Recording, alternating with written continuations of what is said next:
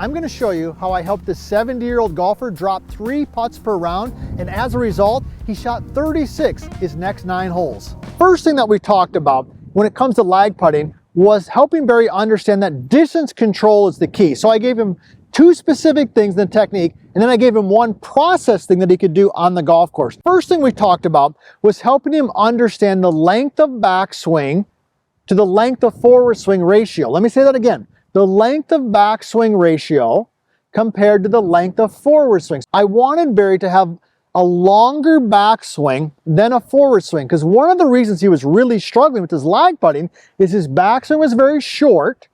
Therefore, he had to really accelerate the putter quickly to get the golf ball to travel the distance that he wanted it to travel. And this abrupt acceleration pattern was making it difficult for him to deliver the same consistent speed every single time. As a visual, here's what it would look like to you, because if you're struggling with your lag putting, this could be it. Barry's backswing, relatively speaking, was very short, and then his forward swing was very long. So it looked something like this. It was short and then long. Okay, now, I exaggerated that a little bit, all right, but you get the idea. When the putter only goes back a short distance, but it really needs to get moving quickly, it makes it difficult to control the cadence or the rhythm. So I said, all right, Barry, here's what I want you to feel. I want you to feel like your backswing is definitely longer than your forward swing. Almost feel like it's maybe 60% backswing, 40% forward swing. So something like this, 60 back, only 40 through. What happens when you have a longer backswing? It gives you more time, it gives you more opportunity to get the club to naturally accelerate at the rate you need it to, so you deliver the appropriate speed at impact. So it looks something like this. So you know we love our 3-setter, so I had him just do a couple practice swings, 60 back and 40 through, and then I just had him step in there and said, all right, Barry, make it longer back and shorter through, so it's longer and a little shorter, and of course the ball came out at a little bit better speed for him. So the second thing we talked about was delivery loft. So if you're struggling with distance control, lag putting, delivering the proper loft consistently helps you get the golf ball to roll the right distance. I've got the G-Track putter here, and every putter, of course, has a built-in loft. Now on the G-Track, we specifically had it built at around 2 degrees of loft. Most putters have a little bit more from an industry standpoint, 3 or 4 degrees. When you struggle with lag putting, typically, and this was the case with Barry, typically at impact, people are adding loft at impact. And when you add loft, the ball hops and skips and doesn't roll consistently time over time. I mean, just think about it.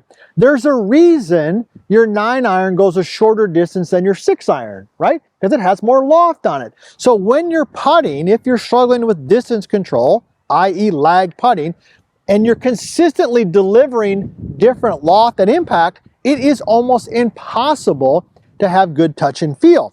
Once I identified that, I gave him a specific drill to work on. And the drill was really simple. It was really just kind of a feel. I said, all right, Barry, take the top part of the putter. For example, this is the red part on the G-Track, but it doesn't matter, any putter you have. I said, Barry, when you're coming through impact, I want you to feel like the butt end of the putter, the top part here, the red part, continues to move forward. See that? When the red part continues to move forward, that allows you to maintain the loft. If the red part, the butt end, works backwards, that's going to add loft. So the simple feel was, all right, you're set in there, Barry.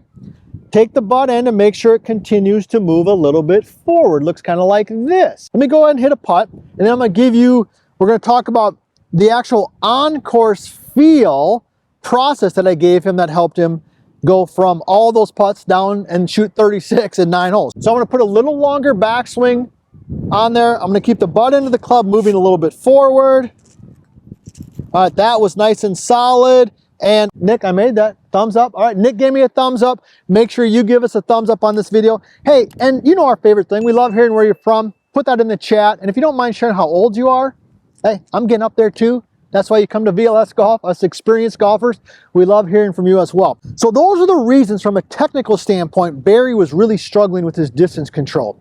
But there was one last piece of the puzzle that really tied this together. And I want you to think about when you were a kid.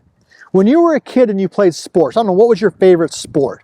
maybe it was football, maybe it was baseball, maybe it was soccer, tennis, doesn't matter, maybe it was golf, right? But when you think of other sports, not golf, typically when we want to have good touch and feel, we want to throw a ball or shoot a basketball or throw a baseball, we almost always instinctively look at the target. But in golf, how many of us just look at the ground all day long, right? So we make putts because we're told to keep our head down, so we're just like this. And we never give our eyes and our senses an opportunity to see where we want the golf ball to go. So I was explaining this concept to Barry, and you could see him nodding. He's like, that makes sense. So I said, Barry, when you're on the golf course, all I want you to do is when you make your practice motions, I want you to just look at the hole. And at first it felt a little awkward, because you're like, wow, this is different.